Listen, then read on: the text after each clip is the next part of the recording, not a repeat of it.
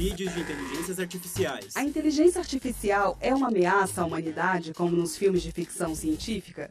Quais são os reais riscos dessa tecnologia? A IA, como é chamada, já tem sido utilizada na medicina, na segurança pública e em sala de aula.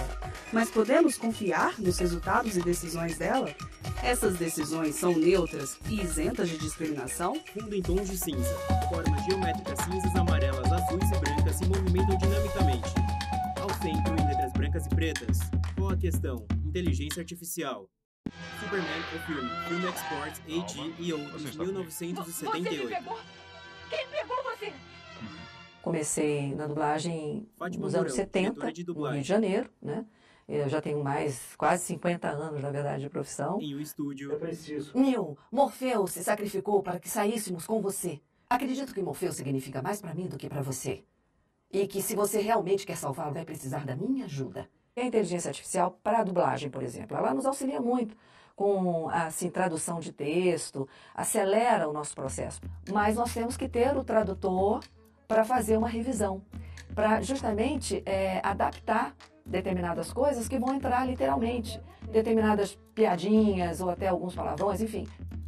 Loren Espíndola, representante da Associação Brasileira das Empresas de Software. Hoje a gente já usa a inteligência artificial no nosso dia a dia, mesmo sem saber.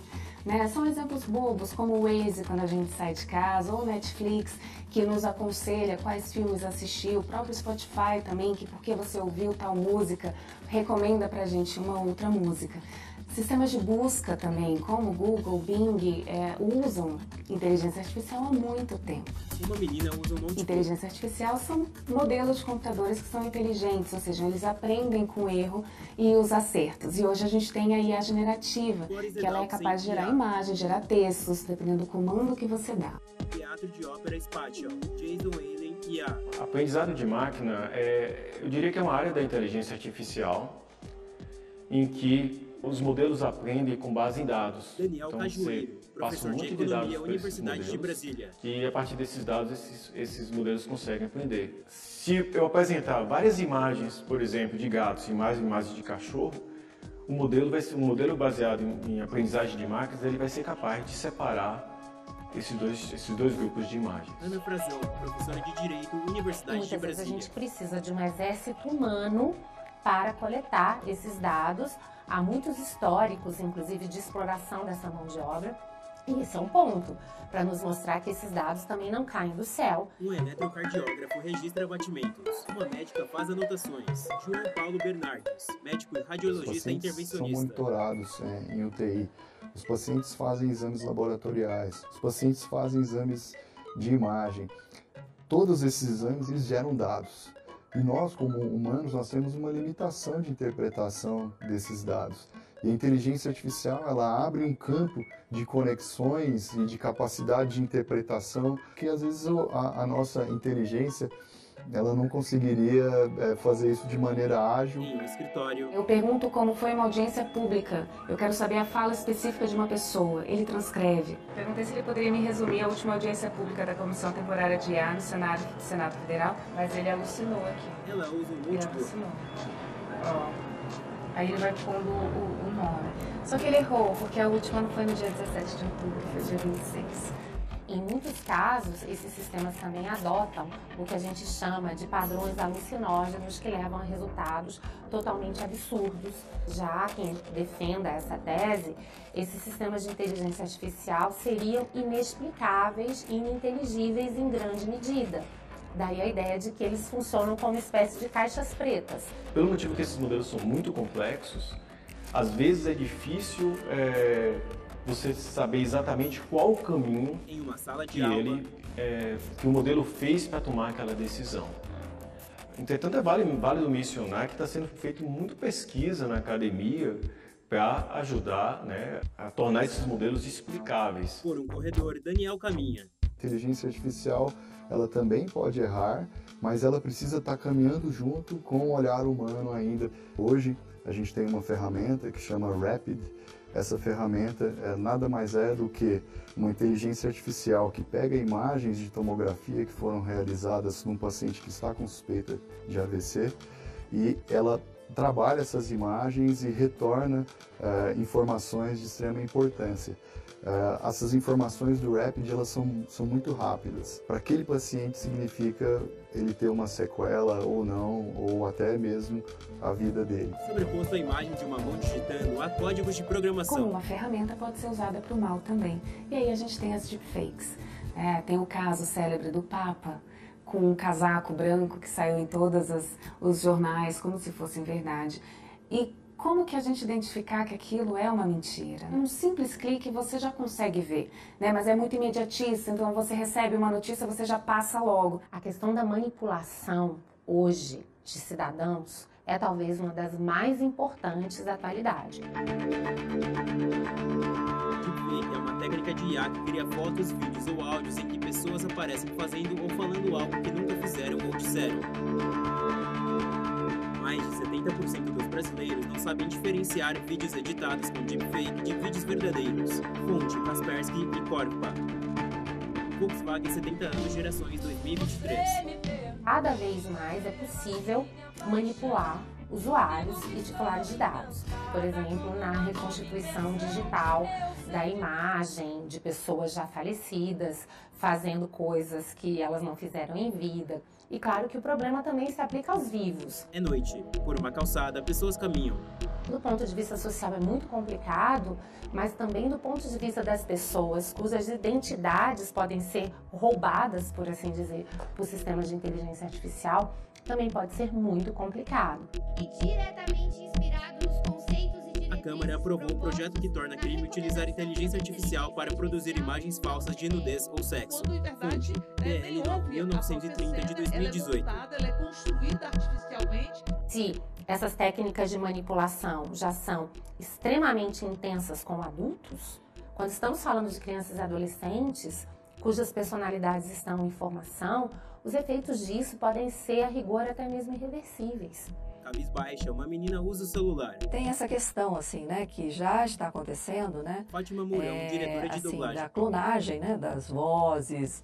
E então isso é uma coisa assim que eu acho muito perigosa e está acontecendo. Captação de vozes humanas, mas trazidas para a inteligência artificial, né? Então, esse é um dos aspectos que mais, digamos assim, é um ponto de tensão, né, de uma preocupação maior dentro da categoria de dublagem. Já tem estúdios que já perderam, digamos, algumas produções por conta da inteligência artificial. A gente sentiu um impacto, freou um pouco assim a produção. Nós tivemos greve de roteiristas nos Estados Unidos, tivemos greve de artistas, inclusive, nos Estados Unidos e na Europa. Daniel Pajueiro, professor de Economia, Universidade de Brasília. Tem um impacto muito grande no mercado de trabalho, né? Existem vários estudos que têm tentado fazer uma previsão do tamanho desse impacto. Parte desses estudos sugere que vai ter um equilíbrio, né, entre o número de postos de trabalho que vão ser substituídos por modelos de inteligência artificial e o número de novos postos que vão ser criados. Por outro lado, tem um outro grupo de estudos que sugere, por exemplo, que 20% dos empregos serão extintos. Nós estamos falando de 8, 10 mil pessoas que dependem desta profissão para viver, para manter a sua família. Nós fizemos um projeto de lei e já encaminhamos ele para alguns parlamentares para que as dublagens sejam feitas, então, por estúdios do Brasil, por dubladores brasileiros e vozes humanas. O próprio ChatGPT tweetou que não é que a IA vai substituir das empresas de software. O humano que usa a IA vai substituir um que não usa. A gente brinca que uma das habilidades hoje no currículo é sei fazer as perguntas certas. Obviamente que sempre cuidado com as informações confidenciais, né? Se for usar ferramenta para apoiar no trabalho, verifiquem com seu empregador qual é que ele indica. Atividades repetitivas vão ser substituídas mais facilmente. Por exemplo, você tem empresa de call centers. Isso hoje em dia já ocorre, nós já temos muito robôs no lugar de pessoas. Mas os modelos estão muito melhores. Normalmente pessoas de escolaridade média, escolaridade alta, elas têm uma maior capacidade de se ajustar a mudanças. Em um consultório. Cada vez tem ficado mais claro que o radiologista vai andar junto com a inteligência artificial para poder melhorar a sua assertividade na detecção do câncer de mama, microcalcificações. E aí, com isso, a gente consegue ganhar tempo. E ganhar tempo num sistema de saúde onde a gente tem os recursos limitados significa que mais pacientes podem ser atendidos e serem beneficiados de um sistema de saúde mais eficiente, mais otimizado. Eu sou Shiva! A dublagem brasileira, ela é reconhecida como a melhor dublagem do mundo. Eu fiz a voz do Riquinho, né, que é uma voz masculina, de criança, né? No início da minha profissão eu fazia muita voz de menino. Superman, o filme Export AG e tem vários outros personagens aí, a Lois Lane do Superman. O dublador ele tem que ser necessariamente ator, porque nós interpretamos, né? Nós trazemos a dublagem, a versão, para a nossa realidade cultural. Uou! Peraí, gente, peraí um pouquinho, eu também tive saudade de vocês, tá bem? Olha lá, se não são Lala, Lelé e a Lulu? Então a máquina ela tem um recurso até um certo ponto, né? Mas assim, ela não substitui as emoções. Popeye King Feature Syndicate TV, 1960. Socorro, papai! O Brutus está atrás de mim! Então a criatividade humana vai ser muito difícil de ser substituída, né? A empatia humana também. Então, nós vamos começar a nos preocupar com características mais do ser humano e menos características relacionadas que podem ser substituídas diretamente pela máquina. Então, o mais interessante realmente é a gente preparar essas pessoas, dando educação para elas terem capacidade, né, no momento que o emprego dela faltar em uma determinada área, ela tem capacidade de ir para uma outra área. Mas, principalmente na base mesmo, né, ensinar as pessoas na base. Jovens caminham lado a lado e estudam. A gente está numa discussão anos-luz, quando a gente ainda tem que cuidar do básico. E aí eu falo de infraestrutura, conectividade, capacitação, as nossas escolas. E a gente não tem o básico que alimenta o sistema de inteligência artificial, que são os dados. No Brasil a gente tem 8 centros de inteligência artificial que foram anunciados pelo Ministério de Ciência e Tecnologia. Tem um, inclusive, que é com a IBM e com a FAPESP, em São Paulo, na USP. Mas são só 8. São 27 estados. Precisa, de fato, de maior investimento. E a gente entende que o governo sozinho não vai fazer isso. Precisa ser público e privado, né? As empresas hoje estão todas investindo na IA generativa, querendo ter o seu assistente, querendo ganhar essa corrida, e é para isso que vai. Eu acho que seria muito interessante as crianças saírem do ensino médio sabendo computação. Não é sabendo que existe um computador, é sabendo de fato abrir um computador, né? Ligar um computador, fazer um programa em Python, rodar esse computador, pegar dados, né? Ler esses dados, transformar esses dados em modelo. Quando nós temos um modelo de aprendizagem de máquinas que vai construir um modelo de previsão, de classificação baseado em dados, ele de alguma forma pode assumir os vieses que tem nos dados. Por exemplo, há vários anos atrás, né, fizeram uma pergunta para ele, né, se homens estão para cientista da computação, assim como mulheres estão para. E a resposta dele foi dona de casa. Por quê? Esses dados provavelmente eram dados que incluíam um período, né, da espécie humana em que as mulheres trabalhavam mais em casa. Então ele captou esses viés, né? O sistema tende a replicar os preconceitos que já existem na sociedade. Discriminação contra mulheres, discriminação política, discriminação contra pobres, discriminação contra negros e determinadas minorias étnicas. Pesquisadores demonstraram que o Twitter privilegiava conteúdos de extrema direita.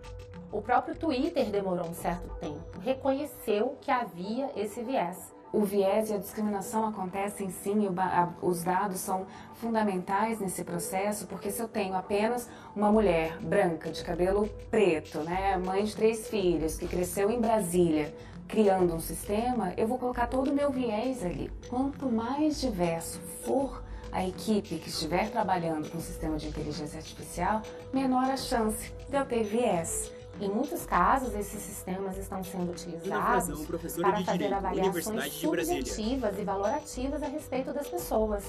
Quem é capaz ou não para assumir um cargo, para entrar numa universidade, para ter acesso a um produto ou um serviço e tantas outras coisas.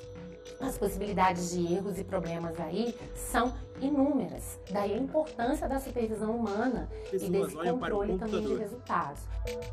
Um outro exemplo que pode ocorrer de vieses, né, é de você ter uma determinada população que está subrepresentada na amostra. Imagina um sistema de reconhecimento de faces, né? Como essa raça está subrepresentada na amostra, ou seja, nós temos menos exemplos dessa raça na amostra, ele vai acabar errando mais quando estiver fazendo reconhecimento de padrões dessa raça.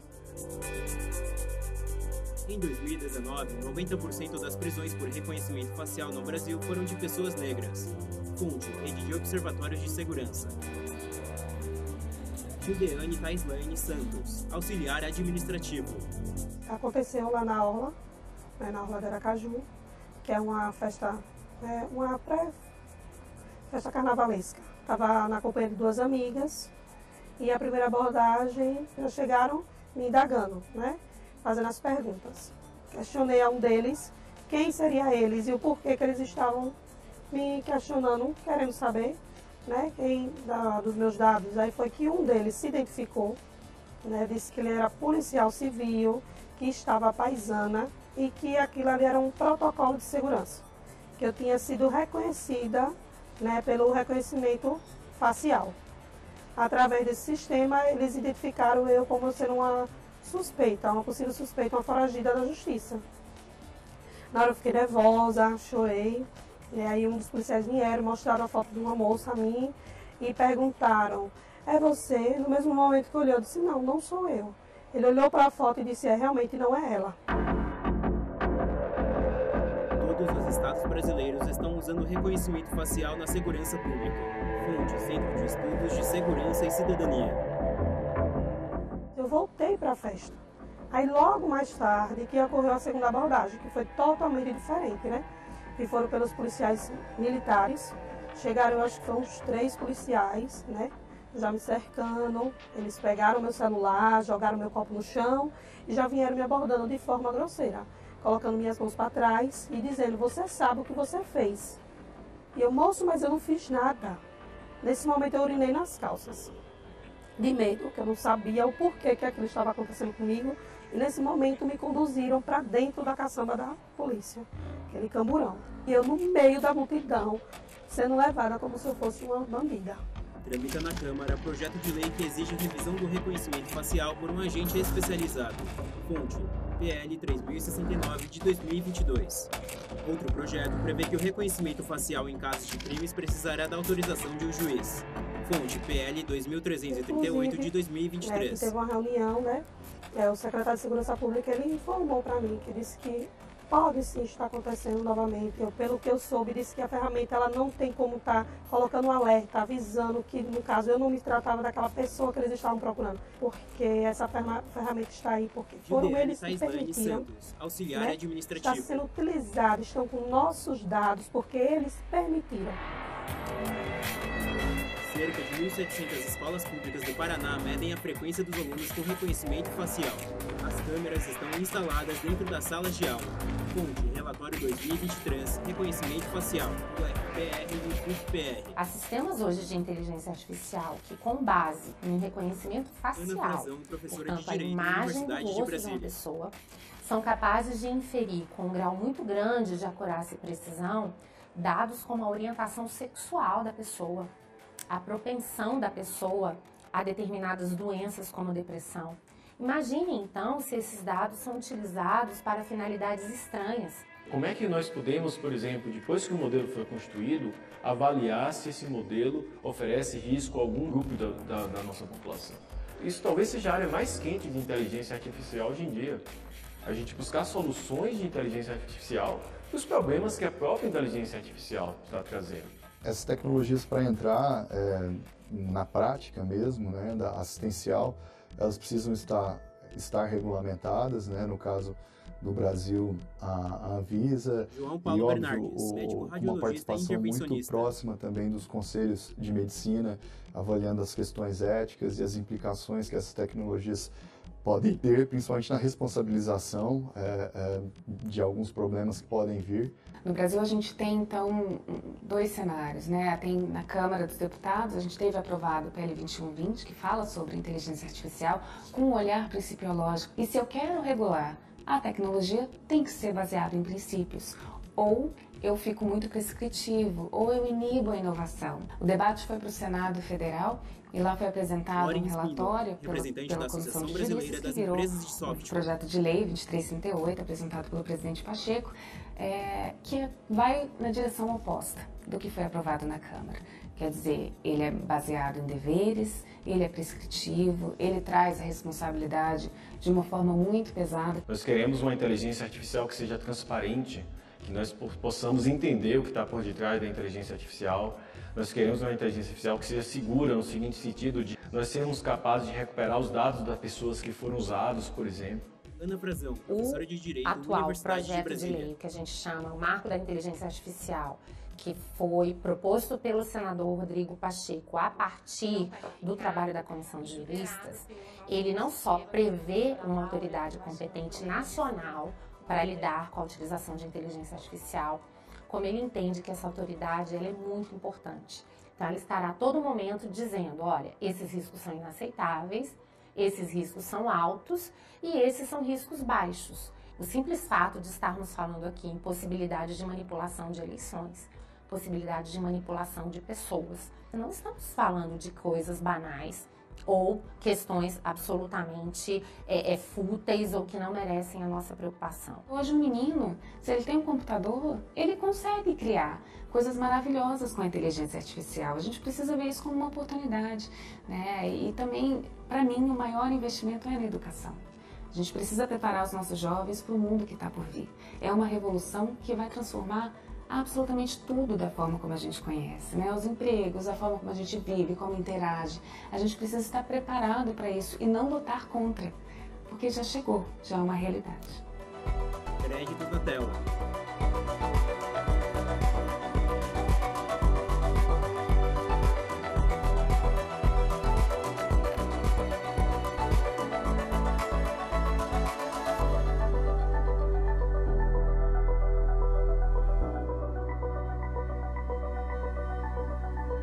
Realização TV Câmara.